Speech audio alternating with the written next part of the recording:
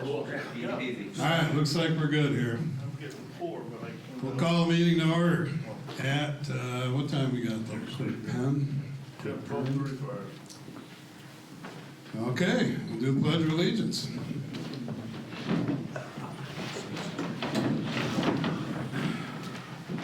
Pledge allegiance to the flag of the United States of America and to the republic for which it stands, one nation, under God, indivisible, with liberty and justice for all. Could we have a roll call, please, Clerk Perrin? Certainly can. And we'll have to use the mics. We have two systems trying to blend. How's this working? Well, it only works as loud as you speak into it. So the Teams version is recording off of mics. He's doing a different version. So we have to try and use the mics and stick with using them. All right. Supervisor Bertrand. I am here. Trustee Monet. Here. Treasurer Huff. Here. Clerk Perrin. Here. Trustee Detmer. He is excused, yes. With our prayers.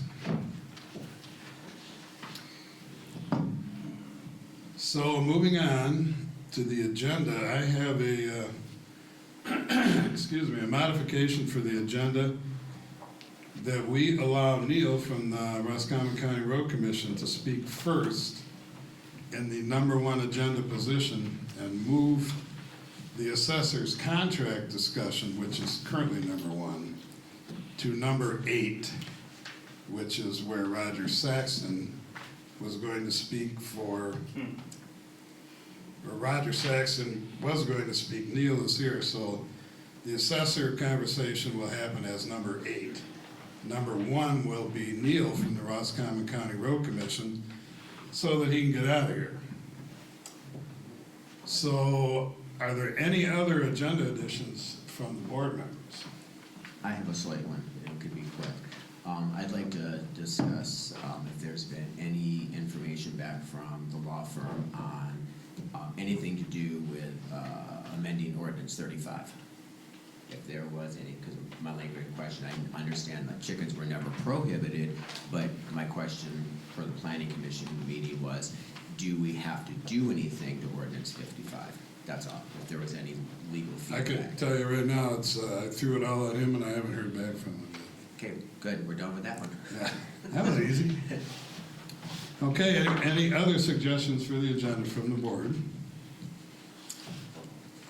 Okay, we will end, I will make the motion that we approve the agenda as modified, with Neil speaking in the number 1 position. Move the assessor's contract discussion to number 8. Do we have a second? Yeah, I'll second. Okay, please try and use the mic or be near it. I'll second. Okay, any further discussion on it? Okay, we'll end the discussion. All those in favor signify by saying aye. Aye. Aye. Aye. Opposed, the same, and the motion carries. So moving into the agenda, I will tell us as board members, we need to keep a very fast pace. Neil can have the time he needs, but when we get into the other things, we need to be rolling. Very long agenda. So Neil, when I visited the Roscommon County Road Commission, I was completely satisfied with their plans for the structured road maintenance going forward.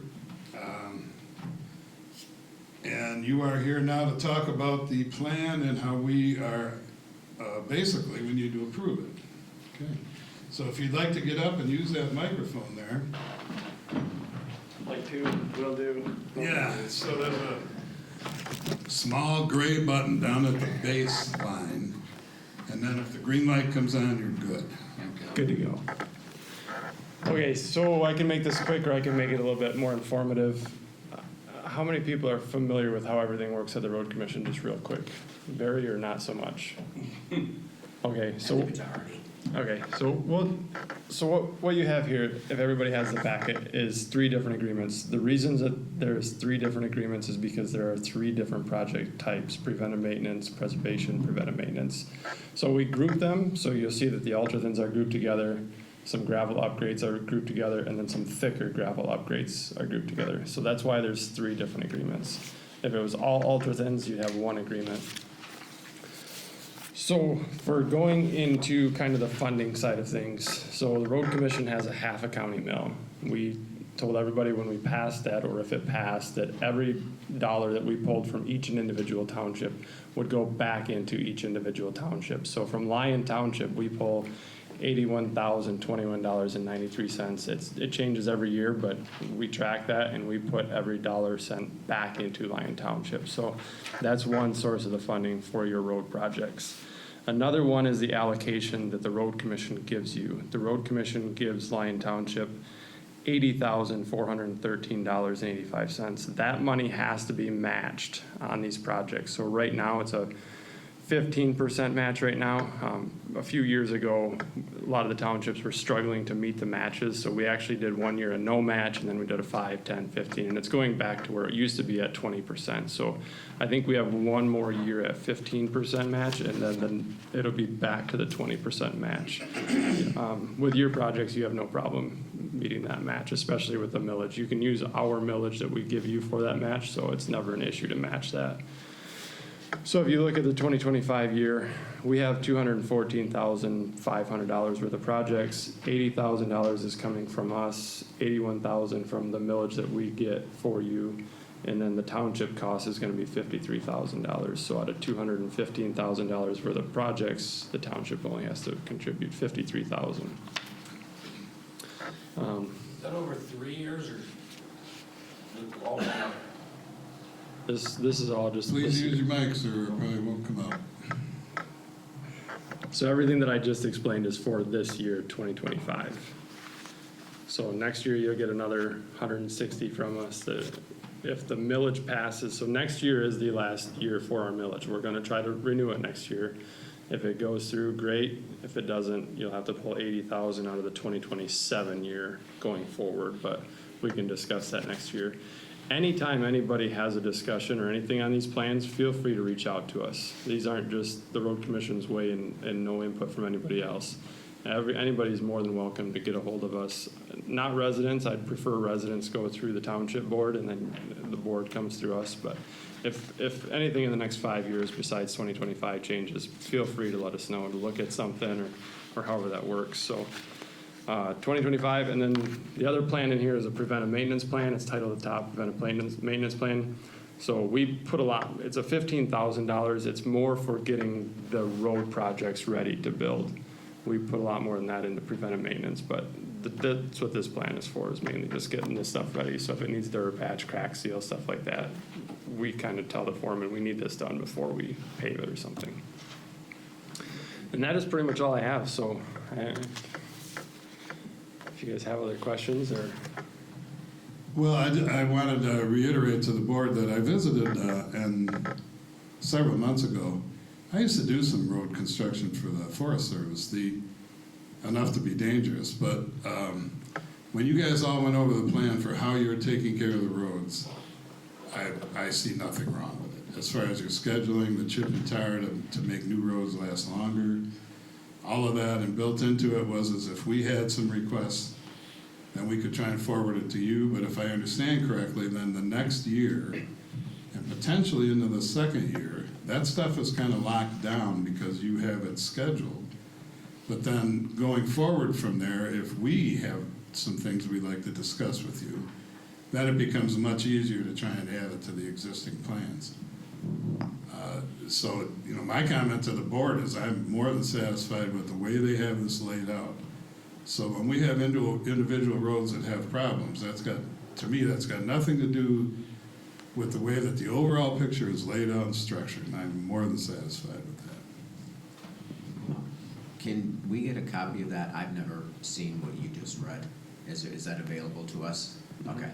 I emailed the version that Roger sent me. There's a desk copy out there now. Okay, that's fine. Thank you. It's about 40-some pages. It's- Interesting reading. It's big. Wow, okay. I do have a question. On my copy, you have some things that go through 27 and 28, I think, a very light group.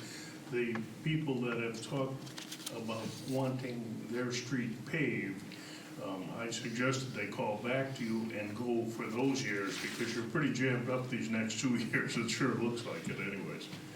So would that be fairly good advice to have them call you and see if they can't get on the agenda for those last 2 years? Well, I would be careful with having residents call because they want their road paved, because that can go into quite the mess. Because I would think everybody, if they get a hold of us, we would try and propose it to you. I would prefer that, is if, because you all live here. I live in Richfield Township, so I don't know these roads as well as I know Richfield Township roads. So if somebody wants their road paved, it's always nice if any of you can go out there and kind of take a peek and be like, oh, it is getting pretty bad. Or just let me know, hey, we had a resident call, they think the road's getting bad. Can you take a look at it? It might be deteriorating faster than what you guys think. Because we use a program called Road Soft. So every year we try to do 33% of the county. It's a rating system. We rate the roads of 1 through 10. 1 is very bad, 10 is a brand new rebuilt road. So anytime we overlay a road, it's gonna get a 9. If we tear it out and replace it, it'll get a 10. So if we do like a crush and shape or a remove and replace, that's the only way it can get a 10. And it only stays a 10 no matter what for 1 year, and then it turns back into a 9. So through this program, we're rating 33% of every township every single year. So every 3rd year, it's getting their new ratings are all done. But sometimes we do miss stuff, and sometimes things fall apart a little faster. Well, then, Neil, I think I'll take your suggestion. I'll get their information, but then have them get in touch with you to say, please come out and take a look. Tell us what's necessary, and, is there a possibility of an estimate when you're out there or not? 'Cause I think he's saying that if they give the information to us, then we would reach out to them. That's what I'm talking about. I'll give him that information. Oh, okay, I thought you were sending them Yeah, again. well, maybe I misspoke. Yeah, but would you have an idea of an estimate for that street? If, I give you the address or something, you drive down and say, oh yeah, this needs this, this, and this, even if it is a couple of years from now. We have like dollars per mile that we can put to roads, so we can say a 165 overlay is running about 110,000 a mile. So Okay. we can give you that. Preventive maintenance fixes, if it's like pothole fixing or, something's Some falling roads are apart. much worse than others. So this Right. might not, okay. It's always gonna be situational depending on what the fix is. I think, as part of this conversation, then, I think requests probably need to go to the township board first, because we may have several, that are coming into us, and then we would have to decide what we prioritize to send to him or to the road commission. So maybe we should just do it where we make some decisions and suggestions before. Is there a standard guideline, to some degree, I'm sure there is, that the county goes by? Because you could have every Tom, Dick, and Harry out there asking they want a road because they just want a road paved. But there has to be, I'm assuming, some pretty stringent guidelines to say, okay, this is necessary because, or this isn't necessary because. Just a want isn't justified, basically. So, Yeah, I mean- yeah, part of that PACER system, so through that 1 through 9 or 1 through 10 scale, there are recommended fixes for when it starts falling below certain levels and certain thresholds. And then you have to use your judgment. I mean, some of our roads aren't seeing very much traffic. You gotta remember, this is a statewide system that's being used, so it can apply to a road that has 2 cars a day or 5,000 cars a day. So what we're doing in our county, especially with these ultra-thins, there are places that wouldn't even fathom putting an ultra-thin fix on some of the roads that we're putting them on, but we've had really, really good luck because of the lower volumes and lighter traffic loads that we experience, so. Yes, we do have kind of a guideline, but. So I got one question for you. The brine, you guys do the brining, Correct, and is it twice a year or 3 times? twice a year, Twice a year. yes. So say the township wanted a 3rd brine, that would be on us to contract you guys. It's not part of the Yes, I believe last year we did an agreement with, because I think it was Lyon Township that wanted a potential third. And I think we had them just do an agreement that said, if it's warranted, if you requested it, we would go ahead and send the brine guys back out. But yes, it's all ran through us now. If I remember correctly, maybe I'm wrong, I had this conversation with Roger, or it came down to that the township cannot request a section to be added as a third brine, it's all together? Is that ringing a bell? Yeah, Okay, and then it would be a contractor? yes, yeah. Okay. Yeah, we took, so before, I think it was like 2018 or 2019, all the townships were responsible individually for brining their own roads. And then the township all incurred their own costs for it. So it was kind of just everywhere, different contractors everywhere. The road commission took that cost over. We put it all out to bid as one countywide brine bid by the township. So that's why we said we'll do 2 brines a year. Anything over and above beyond that can go back on the townships. Okay, is there any other questions from the board? Yeah, have we as a board, or has it been taken care of in any way, shape, or form, approved the brines for this year? I don't ever remember discussing that ever. Well, we are going to end up looking and approving. When is the date we have to have the approval submitted by for the current plan? And is that in the budget? Well, hang on, let me do one thing at a time here. When do we have to have this approval back to you? So for the road agreements, the sooner Right, the for the better. road agreement. Lyon Township's the last one to get agreements for. So as soon as we can get these agreements signed, because they still have to go to our board after your board Okay, and then signs. are the upcoming brinings in that one, or are they in the existing one? So we pay for the first 2 brining, so there's nothing needed on this board's part unless you wanted to do that third one. And it depends on when you wanted to do that third one. I mean, if you wanted to do the third one in between, because we usually do Memorial Day and Labor Day-ish. So if you wanted to do it midsummer, I would say you'd want to get something, and they might be able to 040 account it. That's a little bit of a different process I can explain to you, but it's a little bit easier it's like a maintenance account. But so it depended on when you wanted that third brine, if you wanted it after Labor Day sometime, or if you wanted it in the middle of summer. Well, we can certainly have discussions. I'd like to promise to you that we will get back to you at our next meeting, which is on Saturday, not this coming Saturday, but the following Saturday. We'll certainly be looking at this and approving it, I hope, and then get it back to you. Yeah, I mean, our paving contractors, if y'all have seen them, they're out and about. Higgins Township has already been almost 90% paved out. Sabo Township's completely paved out. Yeah. Markey Township is completely paved out, so our paving contractor is ready to go, because we put all these roads in the bid back in December, so it's been bid out and it's ready to go, just waiting on this board to. All right, we'll get on it, get her done. So it sounds like the answer to Tim's question was, these 2 are included in that proposal. If we want a third one, it costs more money, but the 2 are included, 2 brinings. Well, there is no proposal for the 2. That's No. just, the road commission That's completely in takes there, care of it. right? Yep. That's in the packet. I don't know what packet, but we just do it. When we get all, okay. I didn't see the Just do it. big packet, but we do that, so it's just if you wanted the third one. We can discuss the third one and get back to you on how the thoughts go, but certainly we need to move this thing along and we'll get to you. Any other comments from the board? Okay, I'm not going to suffer that the residents get to hammer on you. So thank you very much for coming, Neil, and we'll get back to you here pretty quick. Thank you. Okay. So moving on in the agenda, we would now be to number 2, which is a banking investment change discussion that Kevin will enlighten us on as our treasurer. So, Wendy's gonna be back tomorrow. There's one thing I need clarification on when it comes to switching one of our accounts, but it's definitely, by all means, it's gonna benefit. It's a public funds money market account. Currently, we're getting from Huntington less than 1%. This is 4.3.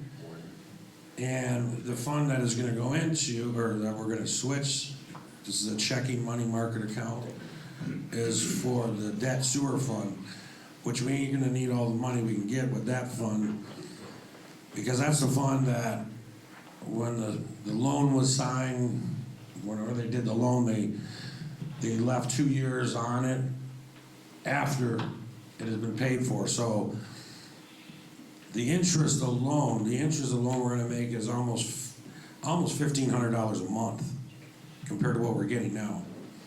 So I just have to get one more thing cleared up with her tomorrow, and I think Greg, you wanna sit in that meeting with me tomorrow with the branch manager, so. But yeah, we'll have something done and hopefully get this voted on next board meeting. Anything that makes us money and is legal, I support 100%. I think we can move this into the board meeting and vote on it. You should have final information by then, I would think. Tomorrow. Okay. Any other board member comments on this? Okay, we'll move to number 3, and that is the pay rate for AAO video recording, which is Andrew here. I'm going to explain an adjustment for meetings that are running long. My input, it's currently at $95 per meeting, which is what we used to pay Cosmic to do it with Dave. And the general expectation that the meetings are on an average about an hour and a half. That doesn't work consistently. Andrew and I discussed, in addition, that if the meetings run longer, which is probably a gimme in a lot of them, the new proposal would be $95 for 90 minutes and an additional $50 per hour for over the 90 minutes. So that's actually a reduction to go over, but breaking it down to where he's getting a fair amount of pay, in my opinion. A couple of our meetings have hit 2 hours, 2 hours and 15 minutes. So I'm going to make a motion to change the fee structure for Andrew for AAO video recording to reflect that it be $95 for 90 minutes and an additional $50 per hour for over 90 minutes, starting immediately. Do we have a second? I'll second. Okay, we have a second. So we have the motion. Is there any discussion on it from the board? Okay, no discussion. Whoa. Go ahead. Why don't we just lessen the meeting hours and solve the problem? I'll take that into consideration. Any other discussion from the board? Not to be facetious about it. I mean, we're obligated with the time in the agenda and the public comment, so we haven't actually even experienced that when we first took office. Public comment would go on for 45 minutes. We have to allow that. Any other discussion from the board? Okay, so on the motion to change the fee structure for AAO video to $95 for 90 minutes and an additional $50 per hour for over 90 minutes. That involves some money, so could we have a roll call vote, please? Clerk Pern. Certainly. Trustee Monet. Aye. Treasurer House. Yes. Supervisor Berger. Yes. Clerk Byrne, yes. Okay, the motion carries. Moving quickly on to 4. So, agenda item 4 is a discussion and update on requesting the Roscommon County Sheriff's Department involvement for ordinance support. I've been back and forth with Under Sheriff Lowe on this a couple of times, and just in the last few days, had some breakthroughs. According to Under Sheriff Lowe, it's only a matter of us passing a resolution to allow the Roscommon County Sheriff's Department to enforce some of our ordinances. Certainly, we're talking about noise, or at least in my opinion right now. As Under Sheriff Stearns said, it's very helpful late at night, possibly in addition to maybe other ordinances. We can look at maybe our other ordinances that we might want to put in there. Cheryl Toucey, the clerk from Markey, sent me theirs. The Markey Township and the Roscommon Village both have passed resolutions to have this additional support from the Roscommon County Sheriff's Department. My suggestion is, I got that yesterday, I got the other stuff just before that I'll pass around a proposal for a resolution prior to our next meeting. And I know Trustee Monet won't be able to make that, but at least give you time to look at it and anyone else. And get some suggestions on whether we might want to consider adding anything to it. Burning is a possibility, leaves. But that gives us, we got about a week to go through our ordinances, if we're going to do this, and see what we might want to add as far as getting help from the Sheriff's Department. To me, it's all about the quick response time. We started with noise ordinances and trespassing. They already do trespassing. We started with an understanding that disturbance of the peace is a statewide law. It's not. It does not exist. Nor is it in use by the Roscommon County Sheriff's Department. It is all based on township ordinances. I'm just going to ask if there's any other input now, and then, again, I'll get information to you. We can think about it, and we're not going to vote on this till our board meeting. So does anybody else on the board here have any comments? I'm trying to keep it quick. That was a long backstory, but it all just happened in the last couple of days. What's the downside that you see by getting them? We're not turning this into a police state or something by asking for their help to enforce ordinances, are we? You're asking me, we will never be 24/7, and they are. Okay, And it's 100% so you're for not it. seeing a downside then, I'm okay. 100% for a resident who feels threatened by trespassing or by noise, not putting themselves in some sort of a conflict situation Agreed? at 1 o'clock in the morning, because even as acting ordinance officer, we are never going to be we'd have to have 6 staff to be 24/7. That's not going to happen. I do have some comments. Sure. If I may. Okay, so it's been brought to my attention by numerous residents, exactly what the role of an ordinance officer will be, what is going to happen, how is it going to happen. I think the first thing people would have to understand, and it's kind of maybe a little tough for some to wrap your head around it, that there are police power ordinances enacted under Act 246 of 1945, in which the police can intervene. But then there are regular township ordinances, like, for instance, if the quote-unquote animal ordinance amendment passes, that is not a police power ordinance, that police could never get involved, because it's not for the health and welfare to allow chickens. So there is a difference there. But on April 19th of 2000, the Lyon Township Board passed the ordinance of the enforcement officer. So the township is hereby authorized to appoint by motion resolution any person or persons to the Office of Ordinance Enforcement Office for such a term, blah, blah, blah. It goes on. The board may further by motion resolution remove any person from office at the discretion of the board.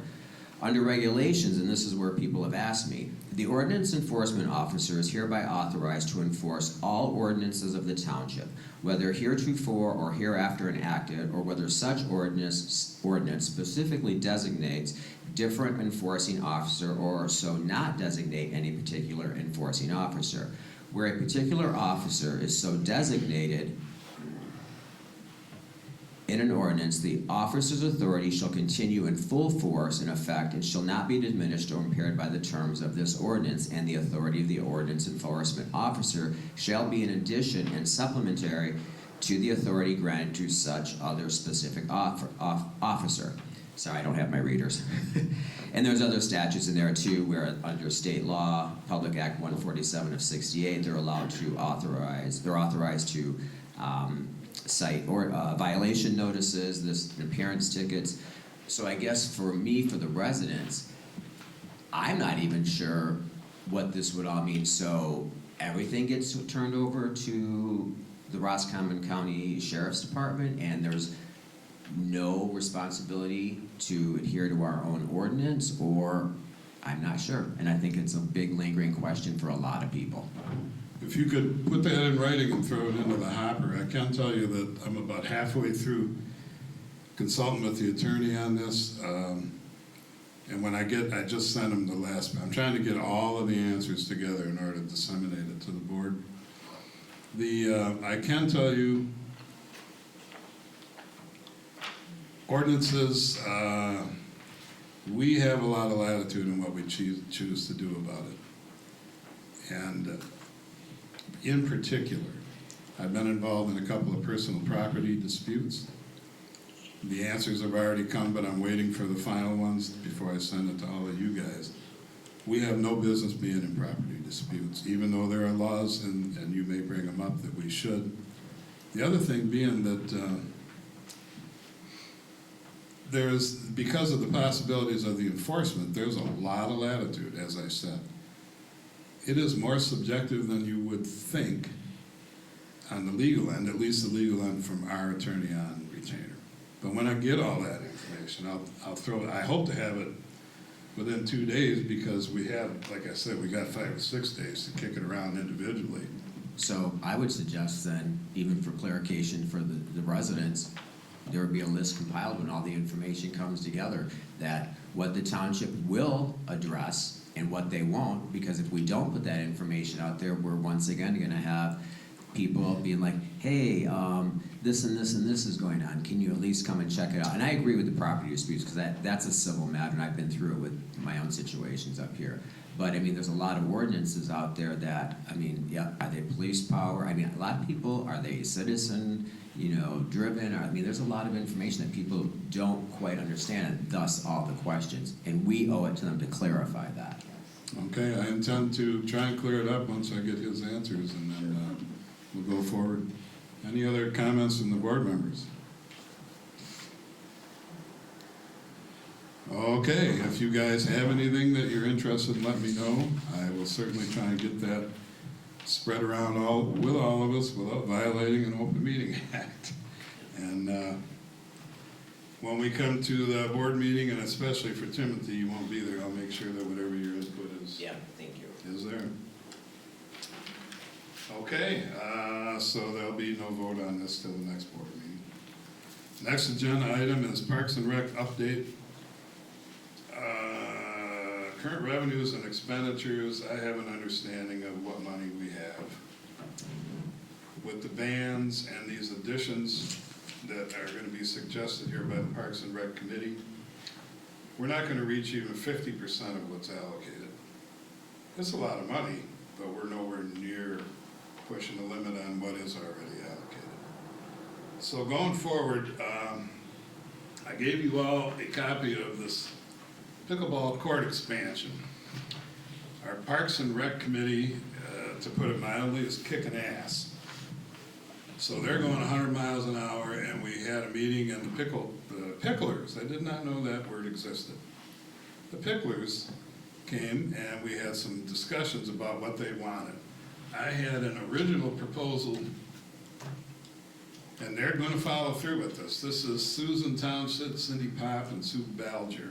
Cindy Pop will end up being on our Parks and Rec Committee. They have about a 3-year plan where they're going to try and do some things now, write some grants. They just turned in a grant request and move forward to the tune of about $60,000. We can't do that right now. We can certainly do a percentage. Pickleball is huge. I don't play. It's huge. There's no way around that. So we started with this original proposal to look at, and then it turned out that there were a couple attendees in the meeting were from Lyon Township. And it turned into a communal event between the Lyon Township picklers and the Lyon Township picklers. And they came up with a plan that did not actually save money. And that is what you're looking at right here. So I asked them to break it down by line item. I had this in 2 hours. These people are kicking ass. So the breakdown comes down to about $6,000. This document has it in line items. But this is a version of partially what Garish did. So it is a way to improve things, a way to get some temporary nets that can be put in and out or set up and removed, so it doesn't necessarily interfere with tennis other than when people are playing. They have already groups of people, they schedule their games. Most of it is in the mornings. So their secondary to the 60,000 was at about 9,000. After all of that, it came down at, for about $6,000, we can get a lot of this stuff done.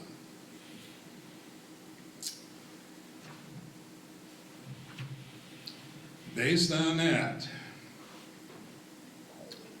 I'm gonna make a motion that we approve the spending of the $6,000 from the Parks and Rec Fund.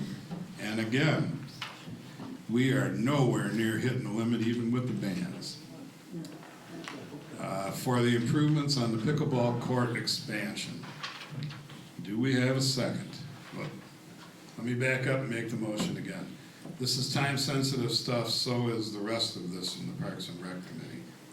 That's why it's here today, and that's why I'm making a motion today, not moving it into the next board meeting. So I'll make the motion again. I'll make the motion to approve the spending of the $6,000 from the Parks and Rec Fund for the Park 27 pickleball court expansion plan. Do we have a second? I'll second. Okay, we have a second. Is there any discussion from the board? Yes, some discussion. I will tell you. Please use your mic as close as you I'm can. very close to the park over there, probably 2 blocks away. And when I go over there for any particular reason or go up Old 27, there's anywhere from 20 to 30 people either playing or waiting to play there. So I certainly think it's a good investment in this community and good use of those former tennis courts.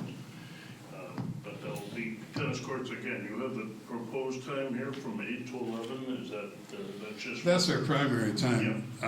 The master, the big plan includes building more courts for pickleball. I refuse to let them take over all the tennis courts. As far as I'm concerned, we're always going to have a tennis court. I saw a couple of young ladies playing the other day. But this is above and beyond, and they are willing, they are able, they are smart people. And I'm overjoyed that we can get one of them on our Parks and Rec board, too. Nope. Any other discussion from the board members? Why don't we take this 6,000 and put it towards new ones next year? Well, this is for this fiscal year. Next year, there would be another proposal to continue to do additional work on it and make it better. Well, I thought we were talking about putting a new one in. If you read this thing, Yeah. it is about restriping Yeah. some of the existing concrete and purchasing nets that are more mobile with casters so you can move them. So this is for $6,000 to do this within our current fiscal year budget.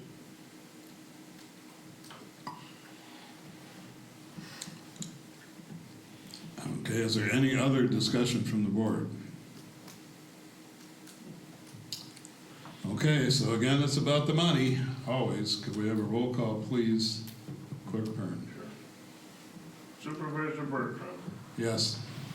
Trustee Monet, Nay. Treasurer Hub.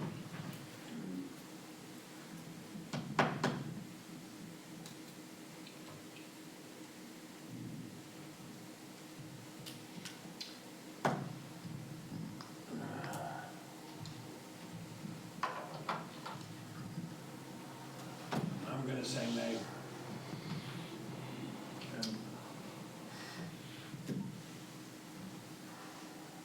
And Trustee Monet, that was a nay?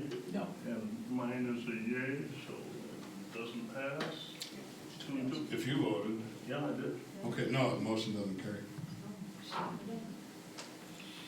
Okay, moving on. The second thing from the Parks and Rec Committee, which I will remind you are all volunteers, is for Samoset Park. The first steps, they have come up with a plan, a master plan, to redo the park itself and try and upgrade the equipment. They will be writing grants to try and get major money for that.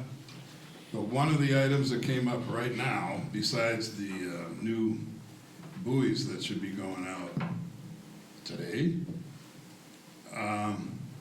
was that the park needed sand under the playground equipment. So they have a master plan to replace playground equipment, get rid of some of the older stuff, upgrade it. But for right now, for the sand, we're talking about needing 18 yards at $18 a yard. That's about $324 for the sand needed to put back up and under and around the existing park equipment that's there for the kids. So there's a lot more coming after this, but for the $324 for the sand, Wade, who is connected with the new Parks and Rec people, it will bring it in and spread it himself for nothing. That's not nothing to sneeze. That's not anything to sneeze at. So basically, for $324 for 18 yards of sand, we can get all that fixed. So based on that, I will make a motion to approve the purchase of 18 yards of sand at $18 a yard, totaling $324 to add to the park, to the Samoset Park playground equipment. Do we have a second? I'll second. Okay, we have it. Is there any discussion? Okay, we'll end the discussion. Clerk Pern, again, money is involved. Could we have a roll call, please? Treasurer Huff, Yes. Supervisor Bertrand, Yes. Trustee Monet, For the children, yay. and Clerk Burns, yes. Okay, the motion carries. So back to Park 27, there is a master plan coming for that too. And when I get it, and they're close to it already, I will disseminate it to the board. No vote needed for that at this time. The last thing under the Parks and Rec had to do with the, what I'm calling the Amvets Beach area. If you go down the road along the Amvets Lodge, where the dead end is there by Little Creek, that property right there is triangular shaped and is actually township property. There was a proposal from a group of people who used to be in Friends of Lyon Township to put sand in there. They, with the previous board, they were told that the ordinance for road ends is permissive by nature. Therefore, we'd have to redo the ordinance or do a different ordinance to actually allow for the sand to be there. I checked with our firm, and that is true. So I passed that information back on, and at that point, the ask for the sand was somewhat dropped. Though I still think I'd like to personally pursue making a change to that ordinance to allow us to put sand there, because I think every bit of township property on that water should be open to the residents. So they will probably just use it and maintain it themselves. So we don't need a vote on that at this time, but by the time we get to the board meeting, I think I'm gonna propose a change to the ordinance or whatever it's gonna take to allow the addition of sand to that little strip, similar to the sand we put in the park, Samoset Park. So that's just making you informed up until this point. So the last thing is a fish statue placement. I will contact Tracy again about this. I think each of you should go down there and look at Phoenix Park, get an idea. Of course, we're trying to get closer to the water. For pictures, the water tour and the driving tour would come there for pictures. But before we go any farther and all of a sudden it's here and you guys didn't have a voice in this, somewhere in the next week or so, take a drive down there and look. So that should be it for the Parks and Rec.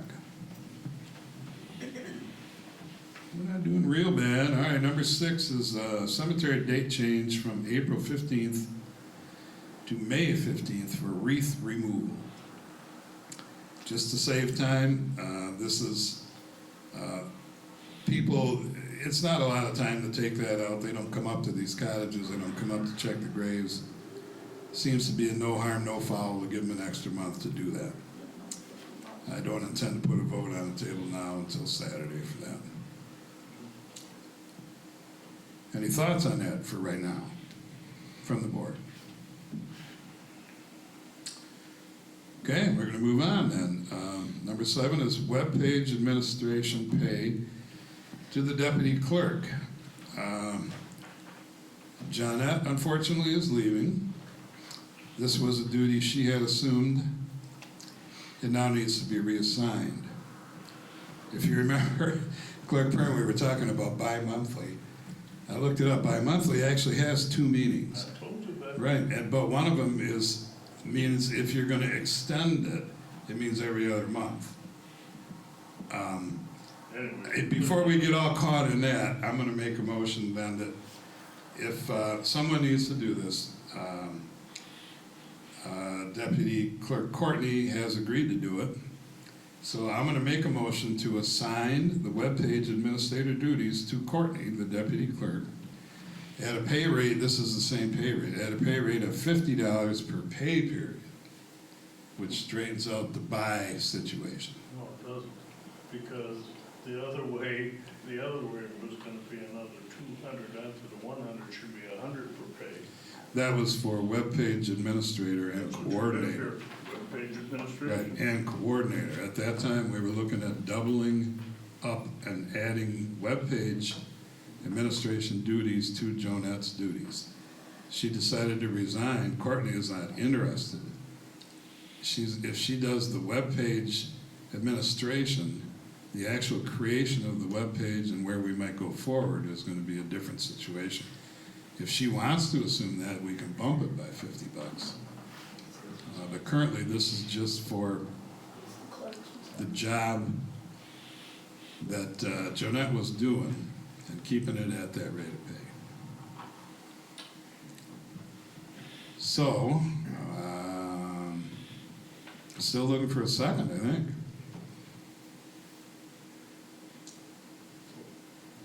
For the motion, just. I can make it again, that I'll make a motion to assign the webpage administrator, not the coordinator, duties to Courtney at a pay rate of $50 per pay period. I'll second. The coordinator, it doesn't even exist yet. That may come into play here. So you're seconding? Yes. Okay, we have a second. Any other discussion by the board members? Okay, we'll end the discussion. Again, busy Clerk Pern. We need a roll call on that one too. Treasurer House, Yes. trustee Monet, Yay. supervisor Bertrand, Yes. clerk Pern, no. Okay, the motion carries. So moving on to number 8, which was the road commission, we already did that. What was number 1 on the agendas you're looking at? I'm sorry, I'm gonna stop here for a minute. Did you have something you need to say to us to get it done and go back and do your regular job? Just wanted to verify some stuff on the new hirees. Yeah, why don't you go ahead and do that? This is, get you out of here so that you can do your thing.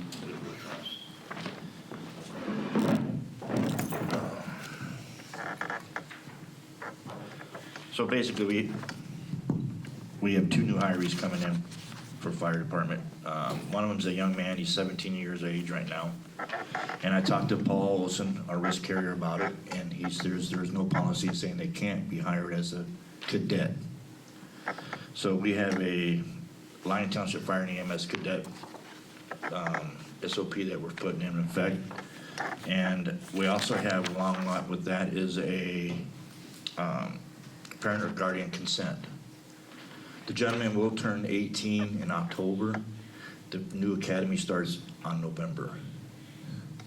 So we just want to have him hired so we can start training him on, getting him a heads up on other items. You know, like air pack, stuff that he's gonna need to know, just give him a heads up. He will not be involved in any firefighting until he's at age, until he goes through the academy, just like everybody else. You can't do any firefighting that is not, that you're not trained at. There are some things that he can be trained at, like in station stuff, like filling trucks. It's not required by law to have any kind of certification for that, so. If anybody would like to look at this, I can drop these two papers off here for you guys, and that's all I have. Very good, thank you. If you want to leave them up here, I can make some copies and then throw them in people's mailboxes from here.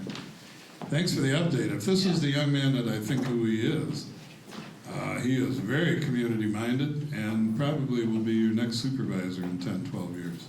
All right, thank you. He's on the ball.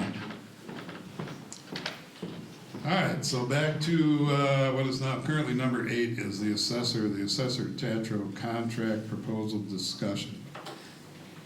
She has submitted a contract. I believe all of you have seen it or had it emailed to you. I'm just going to throw my input on it. We're not going to vote on this today because I'm still waiting for more information. Considering the political climate, I would like to have a non-disclosure agreement affiliated with this contract and also only have 1 year, not 5. And an potential extension of a 3-year contract at the end of 1 year. That's just my input on it. I have other assessors giving me some price per parcel estimates and resumes. I'm still waiting on 2 more. I got 2 right now, and I know what Ms. Tatro's is. So I don't know if the board wants to have any discussion about it now, but this will be up for a vote at our board meeting. And again, if you have input on it, get it to me, and I'll make sure it gets across. So just brief discussion, so we're not dragging time here on something without a vote. Well, I think we should have a vote on it. There's 4 people here, and on Saturday, there could only be 3 people. I agree. The only reason I'm not doing it is because of the other information, but I can go either way on I mean, it makes sense to have it today. In my opinion, that's just me. But this non-disclosure in 1 year, that's not, I mean, you're gonna make everybody sign a non-disclosure then, was an employee. Which, that's not gonna happen. And a 1-year deal, that is uncertainty, to say the least, on her end and on our end. We're gonna be revisiting this again next year, like that. My opinion is, the contract she sent over, I went over, the raises are right in line. I've never seen it, by the way. I sent it to everybody. Yeah, I didn't receive it, but that's okay. it. Well, part of it is it went from 35 to 42 something. Yeah, over 5 years. Right, and the rate of pay, or I mean, the price per parcel is pretty low. I have different issues with it. It's similar to the GLUA meeting last night. I'm all done playing around with the issues of politics interfering with this. I don't think an assessor should have anything to do with politics. She's a previous supervisor. Her business is her business. There are other options out there, but again, if I'm in the minority, that's fine. If you want to do a vote on it, we can certainly do that. Yeah, I mean, I know there's other options out there, but, Well, who knows what the other options, I mean, she's been here, she's done this job for how many years? And I'd like And the to- price is very reasonable too. And Kevin, I'd like to add, I think the only question that needs to be looked at, if you're not gonna politicize it, is she performing her duties consistent with her job title and her responsibilities under statute? If the answer is yes, that is the only question we should be looking at. At the end of the day, if someone has made a mistake, we've all made mistakes. If that's the case, this entire board should be fired right now. So if I'm just looking at, is her job and her tests are always spot on, 100%. She's well qualified, she has all her certifications. that is the lingering question. Can she do the job? Of course she can. And we should make a motion today and extend the contract to her. And I would just add, I mean, to be honest, I'm the only one on the board that works hand in hand with her. And Absolutely. I have no issues with her work at all. She's been nothing but helpful with me, so I think we vote on it right now. Okay, one last comment. One of the problems I have with this is the issue with the AMVETS, and I'm not gonna rehash it. That cost us about $23,000 and then an additional $15,000 when we got tagged for that. In my opinion, the assessor at the end of 1 year, when it was shown to her legally that they were exempt and they should not be taxed because they were legitimate, she should have dropped it. And she didn't. But that's me. So I'm gonna make a motion. I'll make two of them. One of them you can vote on immediately, and then we'll make another one. Or if I don't get a second on it, I'll make a motion to assign, or not to assign, to approve a contract for Julie Tatro, including a non-disclosure at 1 year, an extension at a 3-year contract considered at that point. So do I have a second? Okay, there's no second, so no motion. I'll make another motion. I will make a motion that we approve the contract for Julie Tatro as written, which is for 5 years, and the pay rate is built into it. Isn't that correct, Mr. Hobbs? Yes, it is. Okay. So do we have a second on that motion? I'll second. Okay, we have a second. Any additional discussion on it? No, I just disagree with the 1 year too. That's no security for her. I think it should be longer than that, and I might be willing to listen, but not the 1 year. No, the only additional comment for me would be, 2 of the assessors I talked to work with no contracts, 1 works with 3. It is not like a mandate that it has to be there. But anyway, so any other discussion from the board? Okay, so on the motion as stated to approve Julie Tatro's contract at 5 years with the pay rate that is built into it. Could we have a roll call, please? Clerk? Treasurer Hunt, Yes. trustee Monet, Yay. clerk Byrne, yes. Supervisor Bertrand. No. Motion carries 3-1. Okay, the next agenda item, number 9, I'm just gonna run through some input. This is in regard to discussing amending consultant Pam Scott's hiring process. Mr. Monet at our last meeting very astutely pointed out that we could not hire a person for training and such. We could pay mileage, but we could not hire them and pay them mileage. I'm just going to read some of the stuff I got back. This is another thing where I just sent him another email this morning trying to clarify how to work ourselves out of this. I'm going to read what I got so far, and you'll be duly informed at that point. So this was my bad. We will need a second motion in clear writing affirming that the township hired this individual on March 5th pursuant to the following terms. Then list the terms you intend, this is from the attorney, terms you intend to enact. We will only have each other's words to rely on, but if the board agrees that those terms are reasonable and likely what was intended to be voted on, then it can be remedied with this second motion.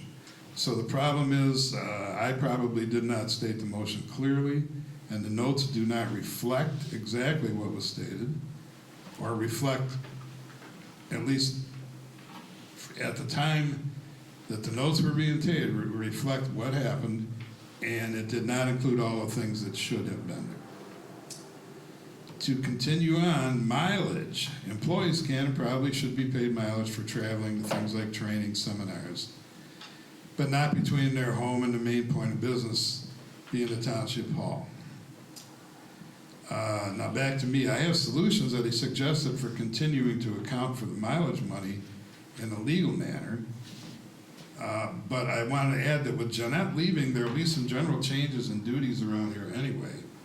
And in the future, mileage may no longer be an issue. So I sent a follow-up request for more information from the attorney on how to settle the money already paid for the mileage.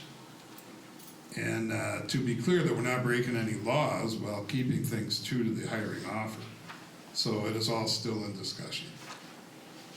So I don't intend that we would vote on any of this today. There's more important information coming in, but if anybody's got quick discussions in the light of trying to move forward. Yeah, since I won't be here on Saturday, I apologize for that.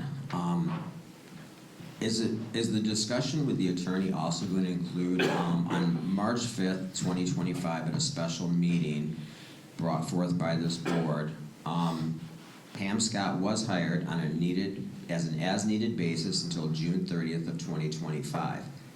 I don't even know what she's making because it's not in the motion. Bertrand, Hobson, Pern all voted yes, and there's no mileage, which I stated at the last meeting. There's no dollar amount attached to it, and I want to know how in the world she's gotten paid thus far. She is on payroll as an employee, which makes us as a township and the taxpayers subject to paying unemployment insurance for her. She's entitled to workman's comp if things happen, because if she's a consultant, it should be on a contract. She doesn't have a contract. And people have asked me, and I'm like, I don't know. I wasn't here. And I think people deserve clarification how you guys passed to hire someone with no dollar amount attached. We're gonna go forward from the point where I screwed up, and it's not in the minutes, and there was no video of that meeting. I intend to follow the attorney's advice as how to correct this. I can certainly, maybe in the advice and when we correct it, things will be clearer for the people who are asking those questions. If we go back to the intent, I know Clerk Pern remembers it one way, Treasurer Hobbs remembers, I remember. We're gonna have to go back over what our intent was, and that should actually clear up some of that. That might not be an agreement, but I mean, it would clear up what happened, or where we're gonna go with it from this point. Any other discussion from the board? Well, in the letter, my copy from Mr. Villa was asking how she was paid to begin with. Was it a reimbursable expense or as mileage? Right. She filled out a mileage sheet every month. Yeah, I'm not an attorney, I don't know. I'm gonna rely on their advice to try and fix the problem. If it was reimbursable, you were there when I asked Courtney about this, because there's a difference in how she was paid and how we have to correct it. And Well, the mileage sheet makes it pretty plain, though, that it was mileage. something, yeah, and we shouldn't have, That's the screw up. right. But whether it was tax, I can't remember exactly what the wording was. That's what I asked him again, is there's two separate issues. We can redo the hiring with the intent of what we wanted to do. And then there is, if she has X amount of money that was paid for mileage that should not have happened that way, then what are we doing about that? So there's two things going on there. And when his advice comes to me, it's coming in segments right now, and then I'll get it all to you guys. On the one sentence, he says, well, if that's how it was, then she should probably give this money back. But that's just a portion of this stuff, and it's a big, long, drawn-out thing that you have many aspects to this answer. Yeah, one of them was if she handed us the money back, then there are ways to try and account for that if the intent was to pay her that amount of money, even though mileage was illegal. Yeah. So there's some convoluted hoops here, but we'll get it. Okay, so I have more discussion to have. Of course. Isn't that what we get paid for? Okay, if there's nothing else from the board on that, we're gonna try and move on. What are we doing here? We're not in real bad shape. Okay, number 10 is an update and a motion on the cemetery mower. This all happened a little faster than we thought it would. I was gonna make a motion. As you may remember, that as a board, we discussed sending it back to Power Equipment in Houghton Lake and trying to have them sell it on consignment. And they did, and it didn't work. They got a couple lowball offers. The next plan is that we had to deal with, okay, if it didn't sell. Okay, it didn't sell, we were looking at fabricating it to put a hitch on it in order to be able to pull a small trailer that we already have. This, in effect, throws out the plans of buying a different and new mower and trailer with a rack to hold the tools that our sexton uses when he's tooling around up there. So we would try and switch to using a mower pulling a trailer. And we were gonna get, fabricate what intended to weld the block on the back, because it doesn't come with one. JC went over there today, and they do have a mount rack that bolts on. So we're currently in the process of, if we buy that, then we can bolt that on. So it's turned into, we're not making a motion as much as I'm giving you an update on what the situation is. It did not sell on consignment, so we're gonna have to go in a different direction. I'm assuming that if I made a motion that we purchase the riding mower and the nice trailer and the tool rack, that might not pass, but in either case, you are now updated on where we're at. So the zero-turn mower is back on our trailer, running around. If he gets a bracket for it, maybe that's gonna be the end of this story for right now. So I'm not gonna make a motion. Anybody else got any comments on that from the board? Does JC think this is gonna work? He does. I have my doubts about a 2-bolt hitch being strong enough. Then again, if you're only pulling tools and occasionally a small load of dirt, it probably is.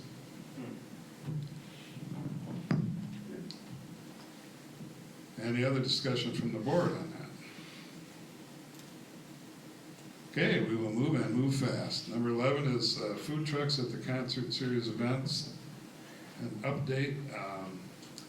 The Parks and Rec Committee voted unanimously they did not want food trucks, not that they are against them. But everybody's pretty busy trying to do stuff, and nobody wanted to take it on this year, maybe next year. Treasurer Hobbs offered to look into it and see if we could go forward. Apparently, according to Paul Olson, the insurance company, if the food vendor added us in their liability insurance, that would keep it legal. I'm okay with legal. I'm not okay with chasing around setting it up. I don't have the time to do it this year either. Treasurer Hobbs has been working on it. He can give us an update now on maybe where this is going. Maybe nothing in stone, but what's going on with this? Well, the only one so far is the Landmark, and he's got no problem with the insurance. He'll pay his $50 permit, and he'll go park down there and sell food. And that's it. It's not, nobody needs to be there, and you don't tell him where to park, and that's it. And as long as he's got all his paperwork in order, he's fine. Okay, and I will add, the other part of the legality was, at least it's in writing, that if you allow a food truck, you can't say no to other ones who may want to join. I don't know that that's gonna happen. But I think it puts us in, right, if it puts us in a situation to do that, I'm fine with it. If I may add, the last board enacted Ordinance 63, which legally gave mobile food vendors the right to be at our events. They then went ahead and realized, because that language would not have, because it's a zoning issue, had not been added to the, what I call the master ordinance plan, ordinance number 55. So then they passed ordinance number 63A to amend 63 to add the language and definitions into ordinance 55. They are permissible by law. There's even a clause in the ordinance that says if they are denied access or a permit, they have the right to sue the township. So I think that it's fair to say that if there's an ordinance out there that allows them, without a resolution to undo and disallow them, I don't see the jurisdictional authority that the Parks and Recs Committee can say, we're not going to allow this because the board never approved the disallowment. Okay, thank you for that opinion. My only aspect was on the legal end of this, to make sure that if we allowed one, there was a couple of old contracts in there from a caramel corn vendor, and they ended up expressing they couldn't carry the insurance. So if the insurance, if the insurance is okay, and if somebody else asks and we let them, I'm good with it. I don't need to understand why we only had one last year. And I don't need to understand why there supposedly was a contract and the last 3 weeks or so they didn't come. I don't care about any of that. If we can do it, we can do it legal, and that the Parks and Rec Committee is not responsible for doing cleanup or organizing it, I'm fine. And that's probably what's gonna happen. You're saying we needed to be added to their policy? Yes, that's what Paul Olson said. Okay. Good question, all right. Yeah, and again, I'm not against it, and they're not against it. We're just strapped. Leanne's out of town for 10 days. Laura's working hard on all the stuff that they're trying to do for the parks and make the township better, so. All right. So we don't even need to do a motion, because we do have the resolutions or the ordinances already. Am I correct there, Mr. Monet? Excuse me? The ordinances are in place to do this. Absolutely. So there doesn't need to be a motion other than my, more than suggesting No. that we do this legally. Whatever has to happen has to All that, happen. everything you guys talked about should be in the contracts anyway. There would be no question anyway. If they can't fulfill the terms of the contract set forth by the board, then they can't be there, but they're allowed, so. All right, sounds good to me. I know at one point the Silver Dollar was talking, they have a new smoker. They were talking about trying to bring sandwiches down. I guess we'll see what happens with all of this going on. Okay, number 12 is a GLUA update. I'm going to give you my take, and I'm sure Trustee Monet will give you his.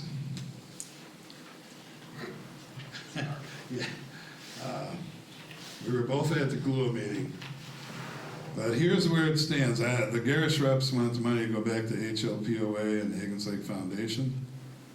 Me personally, I want it to go bottom up. I don't care if the people who were behind all of this from the start by supporting the sewer proposal plan, I don't care if they get a nickel back.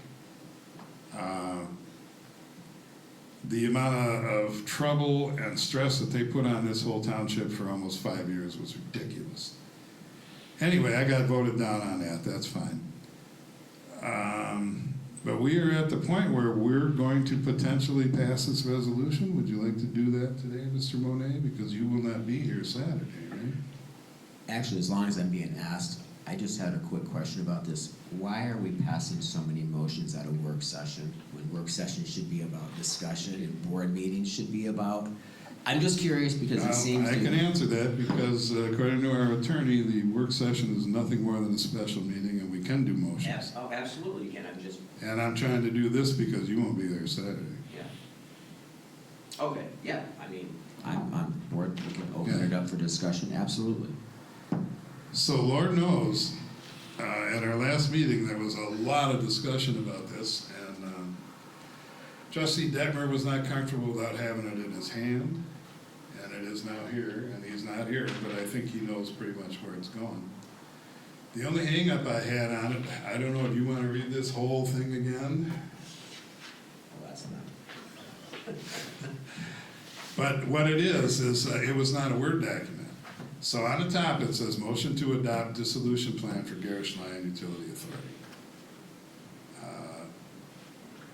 Does anybody want to hear this again in detail? Should have a motion first. Well, okay. So I'm going to make a motion, and it's going to sound a little strange, but we'll see what happens. I'll make a motion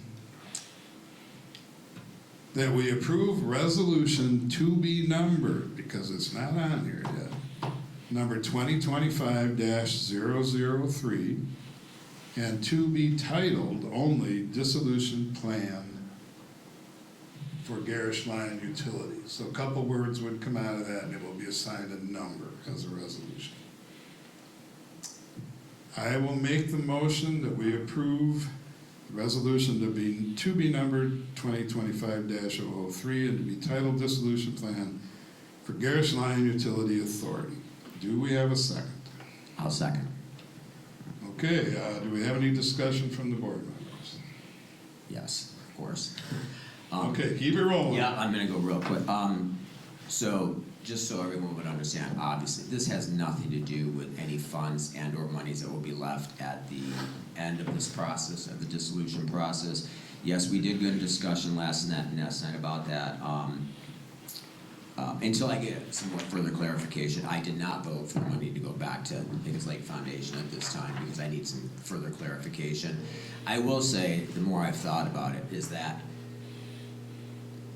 no matter what happened in the past, it happened in the past. This money was given to GLUA, not the townships. They have absolutely no control over that money whatsoever. GLUA has the control of the funds. And I'm kind of on the fence because I just don't see the difference. If we said we're going to like break it up and give everyone back their 30 cents, their $10, their 50,000, whatever it may be, great, they can still go out and give it to any other committee or Lake Water Quality Study Committee they want. So whether it comes from GLUA, which would be different because it's based on public perception, to me the outcome's going to be the same.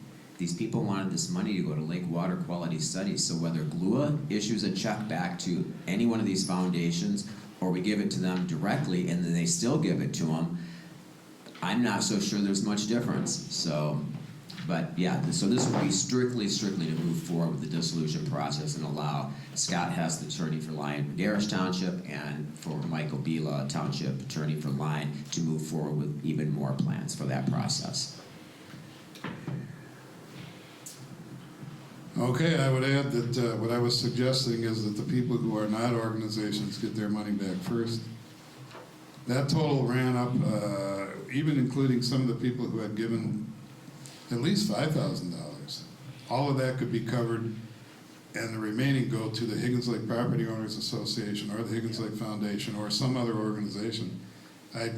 We disagree, but I do not see it as exactly the same. I see this but I love your idea that if you put $3,000 back in somebody's pocket and then they want to give it to somebody else, have at it. Have at it. But give it back to them first. But that's another discussion for GLUA. Right, absolutely. Okay, so on the motion, Quick question. not right now, thank You made you. a statement that the. Not right now, thank you, attorney sir. Or told you that this. Sir, is a not special now. meeting. Thank You you. didn't post that as a special meeting. Thank you, not now. You can certainly light me up when we get to the point for public I don't comment. have time for you because you're. All right, but you're not giving now. this guy another $150. Okay? Thanks for showing up, either way. Okay, so on the motion from the board, do we have any other discussion on that? On the motion itself, not how the money will get spread around.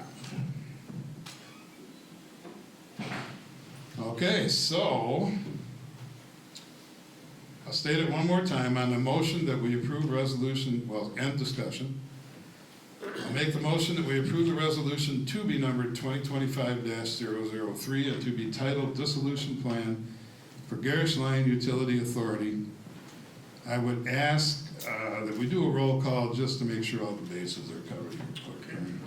There's no money involved. No, there Just, because you said not discussing money. yeah, but This- I'm gonna This ask. should use a that we roll do. call. It can't legally, yeah. It's up to It's not supervisor's gonna kill us to discretion. do that. No, it won't kill us to do it. Supervisor Bertrand, Yes. Treasurer Hunt, Yes. Trustee Monet, Yay. Clerk Kern, yes. Okay, the motion carries. We're doing all right on the time. All right, so 13, agenda item 13 is the state and grants update. This is the Clean Water State Revolving Fund. I have been back in contact with David Worthington from the Clean Water State Revolving Fund. We've always had a good relationship. He's going to dig around and try and get me the current info and contracts or contacts to pursue for the new version of state help for septic replacement costs that are currently available and upcoming. He has assured me that there have been some changes made. One thing for sure, just throwing this out there, if your home here is a second home, you're probably not going to qualify for any money. But if it's your primary home, you might. I think it's important going forward with any township, our township's septic ordinance. As you may remember, I have frequently stated that grant possibilities need to coexist with our timetable of when all township septic systems would be expected to have had at least an initial inspection, if not currently on record, should have added, well, I'll add right now, on record with the Central Michigan District Health Department. So as a matter of update, Mr. Worthington knows a lot about a lot, and he knows a lot of people, and I'm hoping that he can get some information to us that's helpful coming up. And that information hooks into a further agenda item where we're going to talk about the Lyon Township septic ordinance. Any additional conversation on that from the board members? Okay, moving on to 14. Training on grant writing date. I frequently stated, and I'm going to back it up, that I will pay money. I allocated money in the budget to bring grant writers in here to help teach us how to write grants. My primary reason was to get it to the Planning Commission. It is my understanding, maybe you can confirm this, that nobody on the Planning Commission is interested in being trained in how to write grants. Well, I would, but I can never make those hours. Okay. Not even, so. Okay, so we're going to call that a bust. Yeah. And the people on the Parks and Rec Committee are certainly interested. I am interested. There are any other employees here who want to help in writing grants who can show up. It's not necessarily open to the public, but Cindy Pop, the Pickler, who was going to join the Parks and Rec, I'm not sure that will happen now that we turned down their first request, would be interested in getting into it, and there's 2 other people involved in that, plus Leanne Wazinski. So I am going to make the motion that we pay Amanda Wachowski. Let me back up. Amanda is the person who handles grant writing for the Village of Roscommon. Very good, increased their budget by 1/3. Using her expertise, she's starting her own business. And by increasing it by 1/3 means they got an additional $1 million just by staying on top of available grants and submitting the applications correctly. So I will make the motion that we pay Amanda Wachinski the fee of $60 per hour, which is her service rate, for the service of grant writer training as needed for Township Board and Township Committee personnel. The first date is 6/20 at 3 p.m. Do I have a second on that motion? Yeah, I'll give you a second. Okay, we have a second. Is there any discussion from the board then on that motion? How long does it take to bring write a the grant? writer in? I'm sorry, go ahead. How long does it take to write a grant? Pretty involved process, and you have to tie it into the master plan in order to demonstrate a need that the residents are expressing a need for a particular thing that you're trying to get money to assist them in. So ballpark, like, No frickin' idea. That's why I'm bringing her in. They're long and involved. It's not well, I something don't want you just her walk working into. 8 hours a day for a month, and then we have. No, this is to pay $60 for her to start a tutorial to tell us how to do this. If you want to show up at that, I bet she could tell you how long it takes her. So that was gonna be my question as well. Are there any hours attached to this dollar amount? It's even a ballpark. She is offering to do this as a great favor. The $60 is, as far as I'm concerned, that's pretty cheap for the service. If it turns into, this is my estimation, I mean, I'm gonna be there and I wanna know about this stuff. If she does a tutorial on how to start and where to start mining for grant money, that's step 1. If there ends up being a step 2 and a step 3 as far as how we actually create and write them, I'm fine with that too. This is not to be a persistent babysitter. This is to explain to us how to do this, help us get started, and point us in the direction where she's been currently chasing money. So I do not foresee it going on forever if that's the concern, but it is an involved process. Many people write them and fail. Well, I would say, yes, from the speech that I heard her give at one of the meetings in Roscommon, she came across very well, and the amount of money she brought into that program through that grant writing was certainly worth it.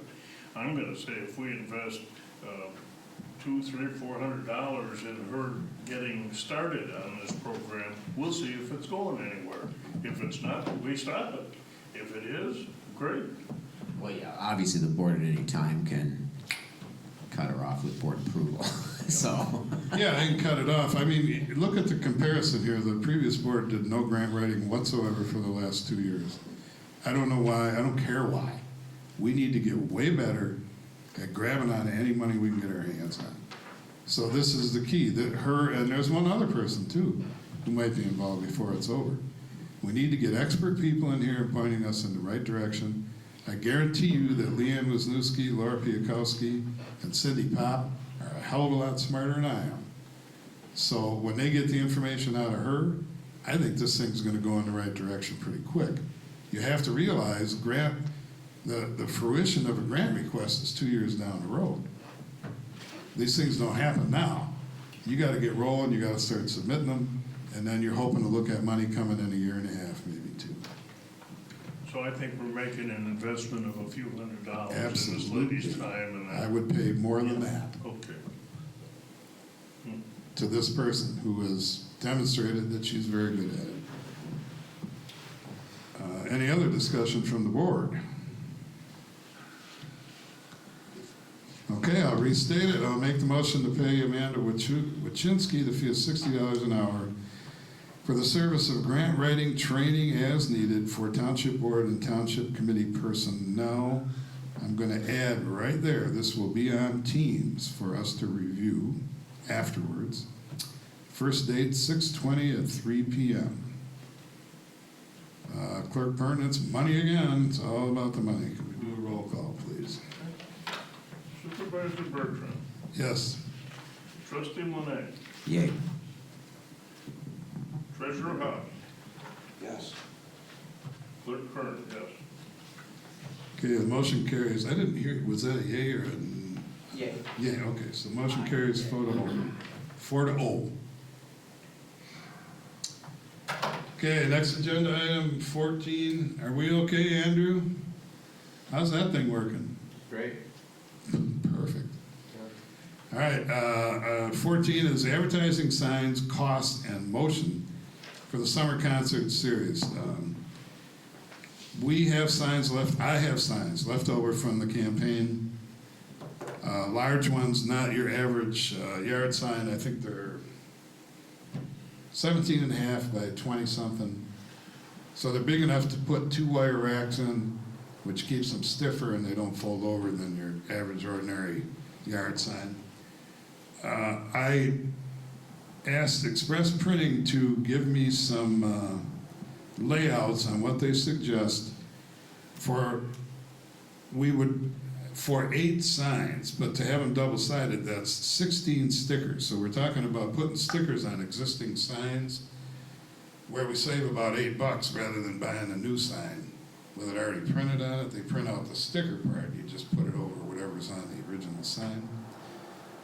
For 16 stickers, to have 8 signs that just say free concert, Saturday, Park 27, and a time. So no band names, no frills, but things that we can put out around the township, getting closer to the weekends, when people are rolling up here on Thursdays or Fridays. Just the awareness and bigger awareness than a standard size sign that these concerts occur and they are on Saturdays at 7 o'clock. So I asked her to put together a couple of proofs to look at. The cost for this is $350 for 16 of those stickers used to cover both sides on 8 signs. I'm saying donated, but they were my old signs. To promote the Saturday Park 27 concerts. Again, this is all in an effort to promote the hell out of these things, get better turnout, and start being a competition for bringing people in like Trestle Park does in Houghton Lake. If we can bring people into this area, and because of the concerts, that's great for everybody. So I'm gonna make a motion that we approve the payment of, it was $340.13. I'm gonna say $350 to Express Printing for the 16 sticker coverings to use on 8 donated signs promoting the Saturday Park 2025 concerts. Do we have a second? Second. Okay, is there any discussion from the board on this? Just a quick question. Would there be the potential then, with just a quick placement over the fact that these could be used in the future, right? I would assume if they're that generic, if they just talk about concerts. Yeah, actually, 2025 probably shouldn't be on it, you know, it's more like the Yeah. township could keep them, and if We this can- happens, we stick them out every year. Yeah. you know. Okay. Yeah, and they're a little, you've seen the Yeah. older ones, Yeah. they're heavier duty, a little bigger, and Lord knows they got signs and they got racks. Okay, any other discussion from the board on that? Again, Clerk Byrne, more money. One month. Roll call, trustee Monet, Yay. supervisor Bertrand, Yes. treasurer Hopper, Yes. clerk Byrne, yes. Okay, the motion carries. Number 15 is septic ordinance, creation of meetings and schedule and the topics. My input on this is after our last meeting, when the general consensus of the people there was that we try and put something together, not in pieces. I can have an review of all the previous stuff we discussed, all the additions that we were talking about that we may do differently, and have that done in 2 weeks. And I can email it to you well before 2 weeks. At that point, if we're gonna try and do it all together, that would be the starting point, is to have the information in front of us. So I'm here today to say, first of all, if you got any input, Timothy, you may have more than others. We were involved in many discussions of all of the fine points of what might have to happen. The push to have the point of sale time of transfer actually encompass everything. I am not in favor of that because I do not see the restrictions and the expectations for septic inspections and well inspections for the remainder of the township to be the same as the point of sale time of transfer. But that's me. If you have a lot of input, I know that. If you get it to me, I'll throw it into one big, what's the current thing, one big happy bill. Yeah. Would you like to do that as well, Kevin? Send some advisements to him, because I'm going to. Yeah, that's what I'm saying. If I you send already it to sent me, some. I I have, said, yeah, he's given 3 me some pages. stuff already. And I will go through our old notes from previous to us even being elected on our discussions. Throw it all together, so my ask to you is pick a date to meet to discuss only that. So you're talking about a special meeting. I don't care when, but give me 2 weeks to get it together, and then so give if me we, 10 days, and I can get it to you so you got it in time to look it over. so if we do that, if it's within 2 weeks, I would suspect then we put it together at that meeting and vote on it at the next board meeting. I doubt very much that's gonna happen, but we can start the discussion. Why? And figure out, well, we can vote on the individual things, not too dissimilar Yeah. from the planning commission. That's what I mean, like if we've all, Not for the whole thing, but the things that we may or may not wanna add. yeah, and in then the put it township. all into one. Eliminate them or approve them one at a time, kind of a thing, yeah. But I doubt it's gonna get passed then, Well, we Maybe. should be able to agree on everything that we want in it that day, maybe, put it together, and then vote on it at the next regular meeting. maybe that's a great expectation. There's no chance we're gonna do it by July 1st, then, I guarantee you that. Maybe mid-July. We might have to come to an agreement before that, but it won't be passed by then, but, yeah, I agree. Okay, but back to setting a date, that's where we're gonna have to start. I'll get the Yeah. material together. Okay. I don't care when and where. Timothy is restricted on Wednesday, or 2 Wednesdays. Yeah, we'll see To a what greater Steve's degree. got, and we'll go from there. Well, no, I'm saying pick a date, give me one. Yeah, well, You guys wanted to do this, let's do it. 2 weeks from today. Okay, does that interfere with anybody's schedule? I don't think it has anything to do with mine. Give me a shot, Timothy. You're when talking you June get- 25th? Wednesday the 25th? That's good. Okay, Yeah, I don't see a problem with it. well, as you know, I'm here all the time anyway.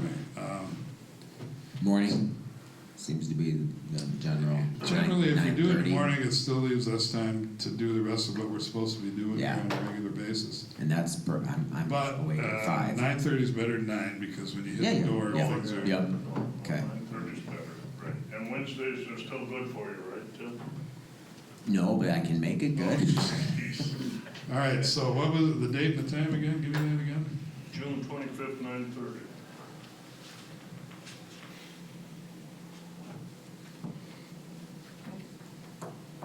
Okay.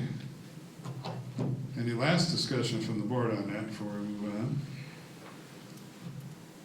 Okay, we're moving. 16, additional part-time line parks employee discussion.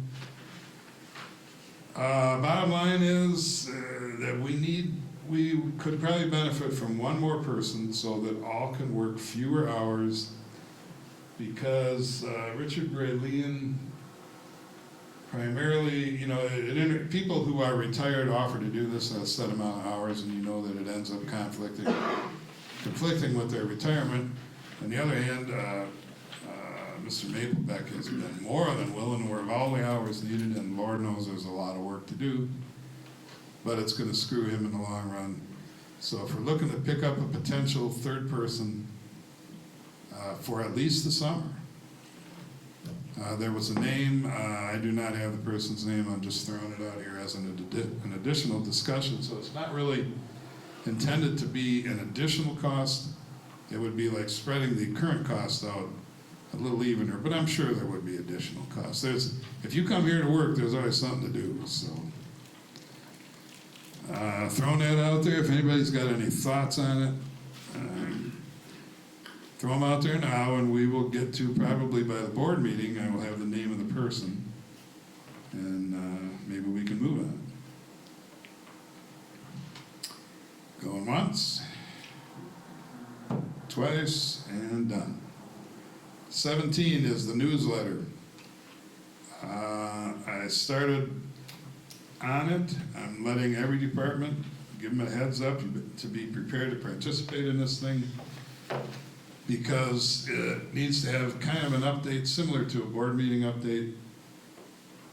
A little bit. Just be prepared, because we need to do this fast. And again, Treasurer Hops, I would ask that if you call them and make sure we do not miss a deadline by adding a newsletter to our tax mailings, that we get a real firm on answer to that, so that it, June 17th, they need it, for the taxes or for the newsletter. Okay, when's the taxes due? June 17th, they're gonna be sent to them for printing. So that at the same time, Well, I guess June 17th is up then. Okay, let me clear this up. You have asked them about adding the yes, newsletter and I'm to still waiting this. for a cost, which I wanted to bring up too. Okay, because great. This is As long as gonna you cost ask. money. Of course it is. That's all we do is deal with money. Well, I'm just saying, No, this is- it has to happen. I don't know if you wanna spend No, I don't, $7,000 on a newsletter. I was wondering. we did not do one before because the previous board did not want to change the names, and I get it. And certainly considered doing our own mailing, because it's very important that we let everybody know exactly what it is we're doing. Hardly anybody goes to the webpage. Nobody pays attention to this crap. Excuse me. The newsletter is one of the main ways that we inform them about the GFL pickups, all this other stuff that's going on. It has to happen, in my opinion. Notify them that by then I think we'll have a Facebook page, other issues that are there. We gotta pump it out there. If we don't let the people who voted for us know we're out here doing things, I don't know that that's a good idea. But yes, it will cost money. Previously, they were doing it with all the tax levies. It went out twice a year. This will be our first one, so we got some backlog we catch up to. But what we've been up to. Okay, if you call them and you get a call back on it, that's great. I will be getting a hold of you by email as far as the sections in there that would have, need participating input from the clerk of the treasurer's office. Okay, any other discussion on the newsletter part? Okay, moving on. 18, new business cards. The first cards we got have no detail, it only has our email on it. It has been pointed out to me when I go to the Roscommon Township Association meetings. People give me theirs and I give them mine, and they go, "Is this the only thing you got?" And I said, "Yeah." We need to get better cards that actually have our fax number, our phone number, contact information, and such. I don't know what the cost will be, but when Express Printing gets back to me with the prints on the stickers for the signs for the concerts, I'm gonna ask her about the cost for some different and better business cards, more professional looking. I mean, I can live with non-professional. The thing is, the contact information is just not on. They're almost useless to that extent. Anybody got any comments about that? Just that price from the last time, this is what we had, total cost for the 9 different people. Yeah, we bought them for everybody, and it will not be that way around, because somebody like Ann can get by if we have ones out there from us that have the additional information. Yeah. Ann has hers, just has the email, that'll work for Yeah. hers. I guess I'm looking primarily at the elected officers and the deputies, having better cards. Okay. Any other comment from the board on different business cards, bigger, better? Okay, moving on to 19. Discussion on storage units. Roscommon Township passed one in conjunction with several people. I have not even looked at it yet, but I certainly have I support the fact that we do not allow, I know parts of it, we're talking about not having them in certain locations, not like saying you can't build them, but restricting their use, and the brief look I took at it kind of made sense. I will try and get a copy of that thing and disseminate it to the board. I think this is something we should look at. When they're built front and center, they're, to me, unneeded in a township that is based in rural tourism. Though I get it, people want to store their boat there, or their side-by-sides, drive up I-75, get off, pick them up and use them. Okay, but that doesn't mean they have to be built in front of God and everybody to do that. So there may be some middle ground we can find there to consider. Are we Any just other? talking about big ones, Paul? Good question. Because those ones at Houghton Lake, I think are tremendous eyesore. As soon as you pull in there, they were put up in a month and a half. They were- Good question, because there's also isn't it a garage Indium, where somebody has the 2 bottom sections are all storage units and the house is on top? I don't got a problem with that, but I mean, yeah, good question. I don't know if I assume they limited it by size, but maybe more so by where, Okay. you know? Just not out in front of God and everybody. I'm all right with that, you know, it's. I'm just looking, I drive into Houghton Lake, or go to the little breakfast place up there, MJ's or whatever it is. There's one on the right, there's another one on the left, and it's, boy, I hope that never comes here. You know, we got a lot of jack pine woods to stick them in. You'd never know they were there. Oh, that's what I wanted to ask the road commission guy about all the trailers on that middle ground, the section between old 27 and. The boat launch? Right. No, where they park boat trailers and other Yeah, trailers. the boat launch. Not there, no, not the parking All lot. right, hang on, let me, Yeah, go ahead. okay, so I'll try and get the copy of what they did. I believe Cheryl Toucey was involved in that too, even though she's from Marquis, but that, Roscommon Township would be Diane Randall. She is certainly a capable individual. Any other discussion on that right now? Okay, now what were you talking about with? Well, Use the microphone, please. Like I said, I had gotten, well, now it's up to 12 complaints, but I said, no, you gotta write them down, then we can take them to the appropriate people. They're talking about people parking their empty boat trailers and Oh. other work trailers and things in that section of woods. Alongside West Higgins Lake Drive. Yes, Yeah. between West Higgins Lake and Old That is state 27. land, so they need to complain, somebody, So if that's the somebody highway wants to. department, then not Roscommon. That's state land. Hmm.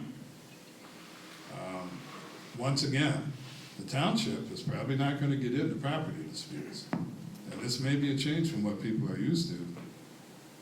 We'll see. As the current acting ordinance officer, if somebody comes to me with that, I'm gonna say, contact the state, that's state land. Okay. The road right-of-way certainly encroaches to a certain point, but I know what you're talking about, they're backed up onto the state land. Well, they're sitting there walking down their trail with the dogs and then they're running into the stuff. It's not impeding the walking trail. but it- No, and I think one or two of them may even own that property, because when you go down in Garrish Township and drive along the lake, there's a similar situation. And the lakefront homes are there and they're way off down the driveway, and then on the other side of the road are their ginormous garages. Mhm. And that's state land, so they must have at some point bought that property. Yeah, right here though, we have the stuff on both sides of the road, but that wasn't state land, that was just purchased when they bought their home. The one guy that, yeah, so there's different situations. I was just looking into it. Okay. Lordy. We're pulling in on the 2 hours. We are to board comments only because we didn't start with them, so try and make it brief, guys. If anybody on the board's got anything they want to throw in general. Thanks for showing up. That's brief. We've lost some of them. I will try to be as brief as possible. First thing I'd like to say, I know there's not a lot of people here today, but I hope people will watch this, is that in the last week, 2 pets were poisoned in our community. And one puppy, the 11-week-old golden retriever, did survive. The cat, although it was an indoor-outdoor cat, did not survive. I went on site to see if there was anything I could do if it was too late. I guess at the end of the day, because there's nothing the Lyon Township Board can do, I would just hope people are very, very aware where they're putting poisons, why they're putting poisons, and how they're putting poisons out there. Because every time a mouse eats rat poison or mouse poison or a chipmunk or anything else, next thing you know, you're gonna have a feral cat that can kill them, it can kill a fox, it can kill a bird. I just want people to be aware. It's near and dear to my heart, so I would just want people to be really aware of what they're doing. My second order of business I would like to talk about this evening as quick as possible is I have been asked by numerous people in the community about the painting of the township hall. And I'm going to set the record straight for myself. I was never made aware of it. I don't even know how it got done. I would like to ask this board how it got approved, the expenditure without board approval, prior board approval. It is my understanding, even though I wasn't made privy to this, but I understand that at a special meeting, the board approved the expenditure. Can someone testify to that? Yeah. Okay. Well, here's the problem I have with it. Section 41.72A of state law says, the township board shall not transact business at a special meeting unless the business was stated in the notice of the meeting. However, if all the members of the board are present at a special meeting, business that might lawfully come before a regular meeting of the board may be transacted at the special meeting. The approval of the painting of the building after the fact was an add-on, not allowed by law because you didn't have the whole board sitting here. So I just want to know, because I feel like we should know this by now, is this the way we're going to conduct business now? We do something, we pay for it after the fact, we go retroactive and say it's okay, we add additions to special meetings in an unlawful way that it's not allowed. I just don't get it. If you send me a specific question, I'll forward it to the attorney, and if we have made an error that we need to fix, we'll fix it. pretty sure it was in the minutes. I'll go look. No, it's not on the minutes. It must by law be posted on the agenda. It was not posted on the agenda.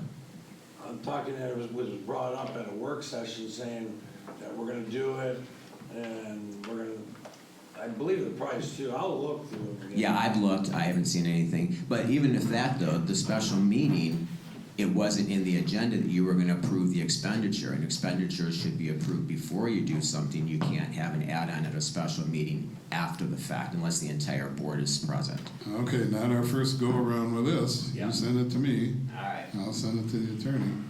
I do know that when we were doing the budget, that was part of it, was to figure out how much money was available. It was And allocated specifically for. it was, yeah, we allocated money for this and passed the budget, so. Right, but you must take bids, just like when they did the floor. They had numerous discussions, they talked bids, they talked about what they were gonna do, the board voted on it. We never voted on the painting. Okay, I will Nothing. give it to me as precise as you can, Okay. and I will send it on. We are certainly, you know, if we made a mistake and it has to be corrected, fine. If it's a difference of opinion, personally, I'll live with it. But if by law, I'm told by our municipal attorney on retainer that we need to do something different, all for it. Any other board comments? Okay, you guys have been sitting here a long time waiting for this. Public comment, come on up, try and limit it to 5 minutes or shorter if you can get your point across, and then we will move from there. So please, is that green light on in the base of it? There's a little gray switch in the bottom, and then a green light should come on here in the center of it. Yep. Right at this little seam on the bottom, there's a little gray thing. Oh, I see the green light. You see it? Green light's- Oh, there it is, By right your there. fingers. Got it. Good. Okay. Just a quick question. Well, state your name and... Tom Metcalf, Lyon Township. There we go. Thank you, sir. I live next to Phoenix Park, as many of you know. And I see you had a whole bunch of things on the park and updates. Fish statue at Phoenix Park, whatever. But I didn't hear you address anything about the winter damage to the beach. We got timbers standing up in the air. We got families down there already, kids playing in the sand and climbing over it. Both of them are coming out. That there is something in place to, okay. Yeah, the maintenance man has informed me of that, and they're coming out. And are we doing it with our, well, I know what it was. Our tractor, there was some road work done that they didn't want to, No, they're gonna take him out, he's just by himself this week, the other guy is out of town, but next week, they're gonna pull him out. Yeah, I didn't see anything in here on this, so. Pictures and everything, Tom. Yeah, okay. My question. Thank you. I'm sorry. That took a long time to get that answer, didn't it? Should have left a note in the box.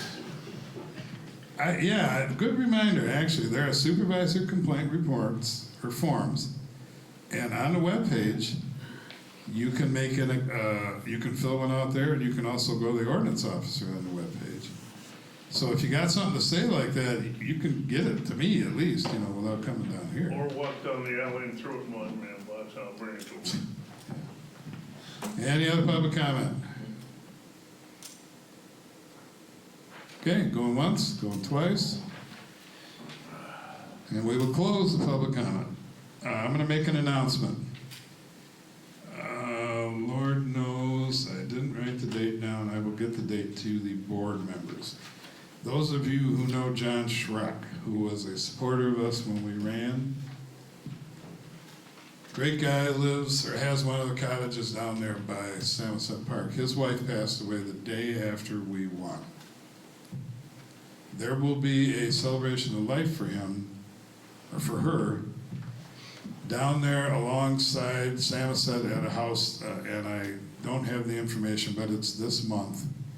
I wrote down the announcement for this, but not the date. I will email the time and the place to you guys.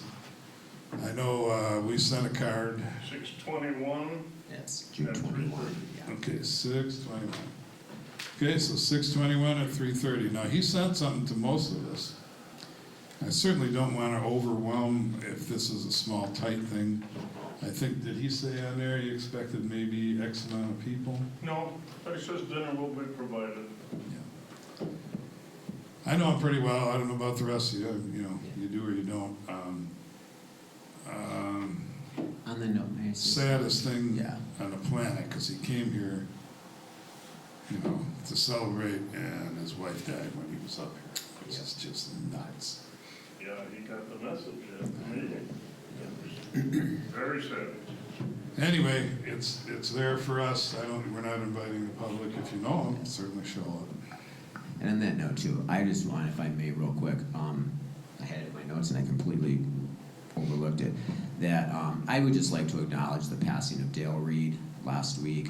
He was a lifelong resident of Higgins Lake up here. They are having a service for, a get-together at the AMVETS this Saturday, the 14th. Good guy, and my heart goes out, and my heart and prayers go out to the family and their friends. What time at the end of? Noon, I believe, noon to 3.